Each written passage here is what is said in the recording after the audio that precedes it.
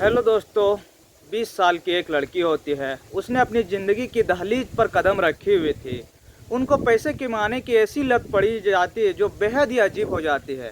यह सोचती कि मेरे पास पैसे की कोई कमी ना हो, मेरे पास भरपूर पैसा हो, गाड़ी हो, बंगला हो। इसलिए यह लड़की एक ऐसे रास्ते पर निकल पड़ती है जहाँ पर पैसे की कोई कमी नहीं थी दोस्तों।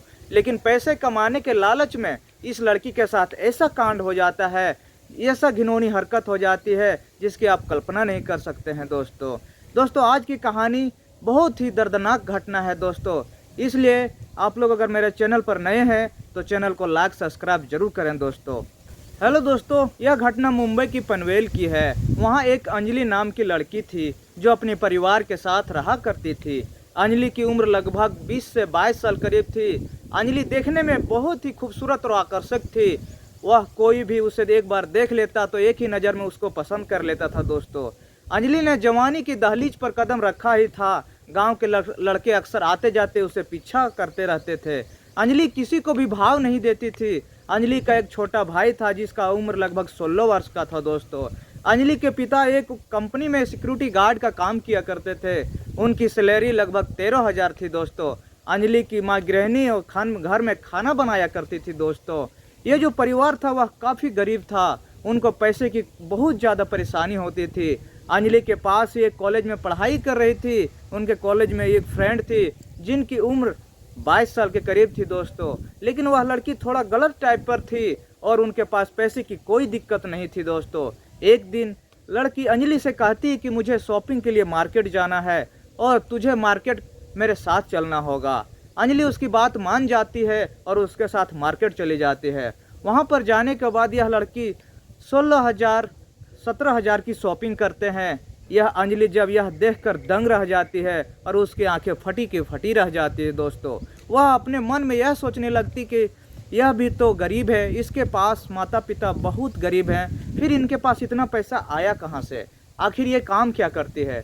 फिर अंजलि खुद को रोक नहीं पाती है और वह उस लड़की से पूछ लेती है कि उसके पास इतना रुपया आया कहाँ से और इतनी महंगी महंगी गिफ्ट का तुमने कैसे परचेज किया। फिर अंजलि कहा, आखिर तुम काम क्या करती है, इसके बारे में मुझे बता दो, मैं भी पैसा कमाना चाहती हूँ, मुझे भी अपने शौक़ पूरे करने हैं। अब वह लड़की अंजलि को अपने काम के बारे में बताने लगती है।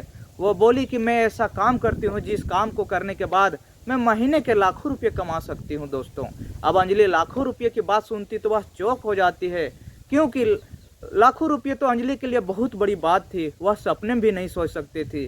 फिर अंजलि उससे पूछ लेती है कि आखिर में तुम काम क्या कर सकती हो। फिर वह लड़की अंजलि से कहती है कि इस काम का तू कर तो सकती है, लेकिन बात तेरे और मेरे बीच की रहनी चाहिए। इस बात को गलती से किसी दूसरे से शेयर मत करना, कभी किसी को बताना भी मत। फिर अंजलि उस बात को मान जाती है और कहती कि ठीक है, तू जो काम कर रही है वह काम मैं भी करना चाहती हूँ, मैं भी पैसा कमाना चाहती हूँ और अपने शौक़ पूरे करना चाहती हूँ। फिर वो लड़की अंजलि से कहती है, ठीक है, कल दोपहर स्कूल के बाहर तुम मुझे मिलना और बैग में एक सिंपल ड्रेस रख लेना। फिर मुझे वहाँ पर लेकर जाऊँगा और तेरी आंखों के सामने फिर दिखाऊँगा आखिर मैं करती क्या हूँ। इतना सुनकर अंजलि अपने घर चली जाती है और अगले दिन का इंतज़ार करने लगती है। फिर अगले दिन जब सुबह होती तो अंजलि अपने स्कूल बैग में एक ड्रेस रख लेती है और अपने कॉलेज पहुंच जाती है। वहां पर दोनों सहेली मिलती है और जब कॉलेज की छुट्टी होती है तो वह कॉलेज के बाहर मिलती है और वो लड़की अंजलि को लेकर एक बार में पहुंच जाती है।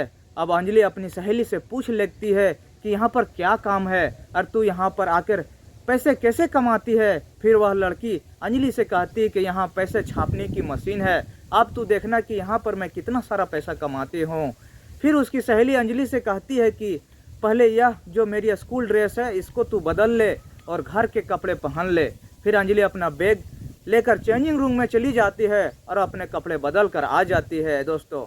फिर थोड़ी देर बाद अंजलि की जो सहेली होती है वह एक आदमी के पास जाकर बैठती है और उसके लिए कोल्ड ड्रिंक बनाने लगती है दोस्तों। फिर थोड़ी देर के बाद अंजलि की सहेली उस आदमी के साथ कमरे में चली जाती है। फिर 1 घंटे का टाइम गुजर जाता है तो उसकी सहेली कमरे से बाहर निकलती है और बाहर आकर अंजलि को पैसे दिखाने लगती है। अब अंजलि जब पैसे देखती है तो बहुत खुश हो जाती है। फिर वह कहती है कि तूने इस आदमी के साथ क्या किया जो इतने सारे पैसे तुम कमा ले, आखिर तुम इस रूम में क्या कर रहे थे। जो उस आदमी ने तुम्हें इतने सारे रुपये दिए। फिर उसकी सहेली अंजलि को पूरी बात समझा देती है। अंजलि की उम्र 20 साल थी दोस्तों, और वह थोड़ा समझ जाती है कि आखिर क्या बात है। फिर थोड़ी देर वाह 45 साल की एक आदमी अंजलि के पास आता है और उसे कहने लगता है कि क्या तुम मेरे साथ चलना चाहती हो। यह सुनकर अंजलि घबरा जाती है और अपनी सहेली से कहती कि मुझे बहुत डर लग रहा है, क्योंकि मैंने इस तरह का काम कभी नहीं किया है। फिर उसने कहा कि अगर इसके बारे में माता पिता को पता लग गया तो मुझे बहुत डांट पड़ेगी, मैं मुंह दिखाने लायक नहीं रहूँगा और मेरी बहुत बदनामी हो जाएगी। अब अंजलि की जो सहेली थी वह अंजलि को समझाने लगती है कि कुछ नहीं होगा, आज के समय में सब कुछ सही है, ये सब करने से कुछ नहीं होता। फिर अंजलि को अपनी सहेली की बात सुनकर हिम्मत आने लगती है। फिर वह आदमी अंजलि से पूछता है कि तुम कितने पैसे लोगी।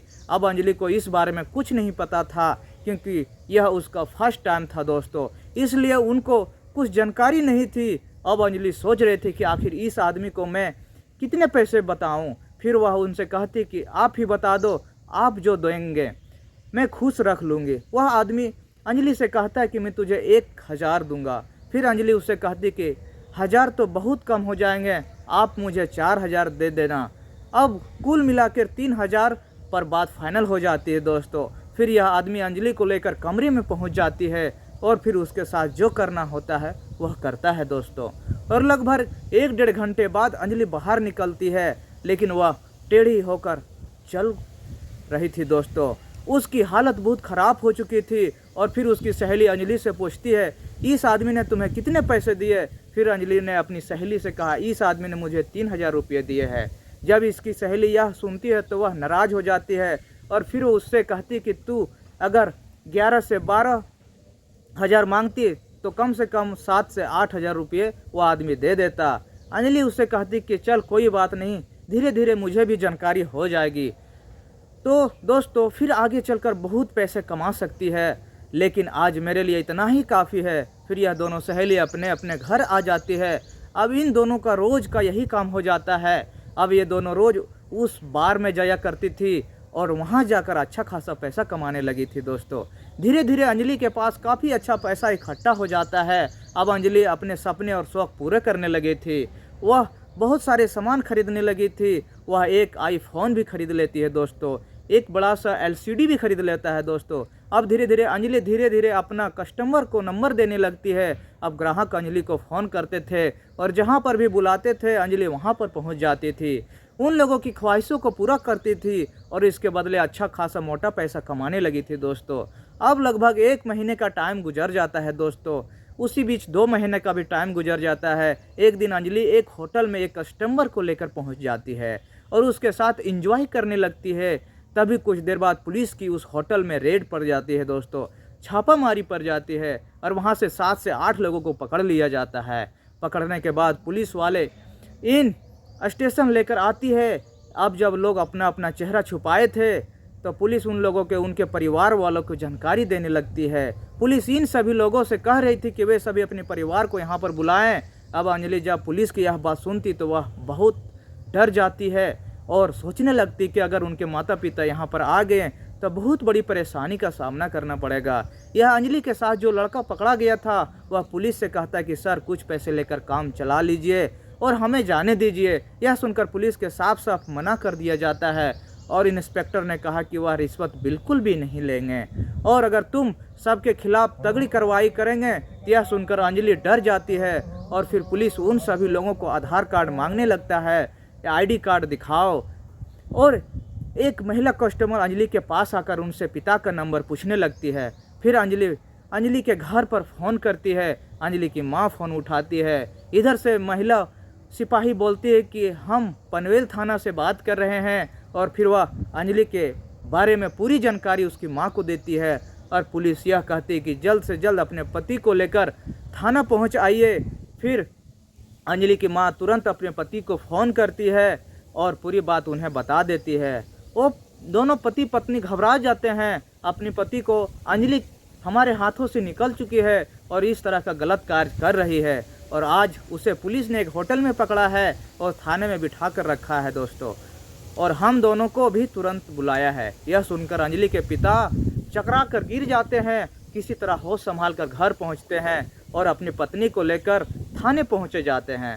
फिर जब पुलिस अंजलि को लेकर अब उनके माता पिता सामने आती है तो अंजलि का सर शर्म से झुक जाता है। दोस्तों, अंजलि के माता पुलिस से कहते हैं कि हमारी बेटी जो है वह वाकई गलत है, लेकिन हमारी इसमें परवरिश की कोई गलती नहीं है। हमारी बेटी के साथ इसकी एक सहेली रहती है, वह काफ़ी गलत टाइप की है और उसकी संगत में आकर इसमें ऐसी कार्य गलत सीख लिया है। फिर अंजलि के माता पिता पुलिस के पैरों में गिरकर रोने लगते हैं और कहने लगते हैं कि सर, जो हुआ गलती समझकर माफ़ कर दीजिए, आगे से आपको कोई भी शिकायत करने का मौका नहीं मिलेगा। दोस्तों, जब वह दोनों लोग लगातार पुलिस के सामने रोने लगते हैं तो पुलिस को भी दया आ जाती है और गलती समझकर अंजलि को छोड़ दिया जाता है। फिर अंजलि के माता पिता उसको लेकर अपने घर आ जाते हैं और घर पहुंचने के बाद अंजलि की मां उसे बहुत मारती पीटती है। और इधर अंजलि के पिता समझ चुके थे कि उनके बेटी के कदम बहक चुके हैं और अब इसे संभालना मुश्किल है, इसलिए वह जल्दी ही पास के गांव में रहने वाले एक लड़के के साथ उसकी शादी पक्की कर देते हैं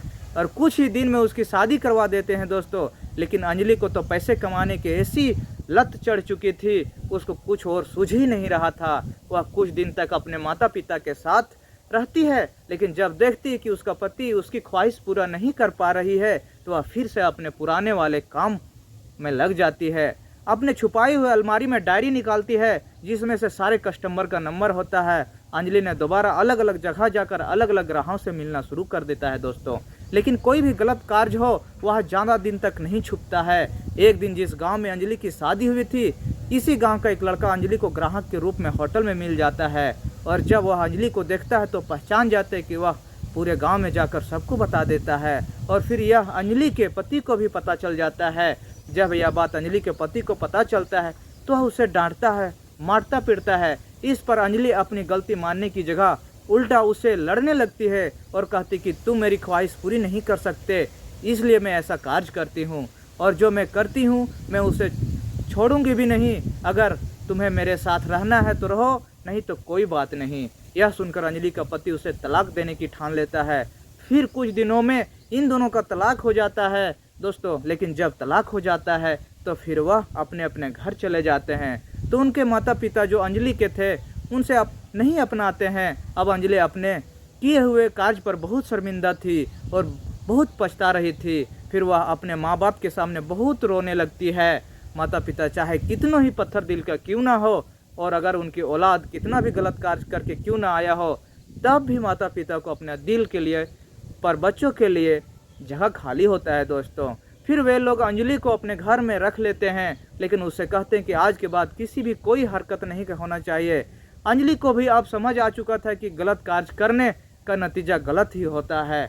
इसलिए दोस्तों, वह अपने माता पिता की बात मान लेती है और फिर उनके माता पिता उनके पति से संपर्क करते हैं और उसको समझा बुझाकर दोबारा से अंजलि को कानून कार्रवाई प्रक्रिया के तहत उनके साथ दोबारा शादी कर दिया जाता है। दोस्तों, इस तरह से घटना कभी भी पैसों के लालच में आकर गलत कार्य नहीं करना चाहिए। आपको इस कहानी में किसी गलत लगी कहानी आपको कैसे लगी कमेंट करके जरूर बताइएगा। दोस्तों, इस तरह से घटना सुनाने का किसी का दिल या ठेस पहुंचाना नहीं है। दोस्तों, यह समाज में हो रही इस तरह से घटना को रोकथाम करना है। दोस्तों, कि पैसे में आकर लालच में इस तरह से लड़कियां बहक जाती है या दो पैसे कमाने का लालचीता को बढ़ावा देने लगती हैं, समाज को बदनाम कर देते हैं। दोस्तों, इस तरह से कहानी समाज में हो रही एकजुटता को जुट कर रखना है, फिर अपने समाज को अच्छी तरह से चलाना है। दोस्तों, आज की कहानी आप लोगों को कैसी लगी कमेंट करके ज़रूर बताइएगा। दोस्तों, अगर आप लोग मेरे चैनल पर नए हैं तो आप लोग से रिक्वेस्ट है कि मेरे चैनल को लाइक एंड सब्सक्राइब जरूर करें। दोस्तों, फिर मिलते हैं अगले वीडियो में, तब तक के लिए नमस्कार।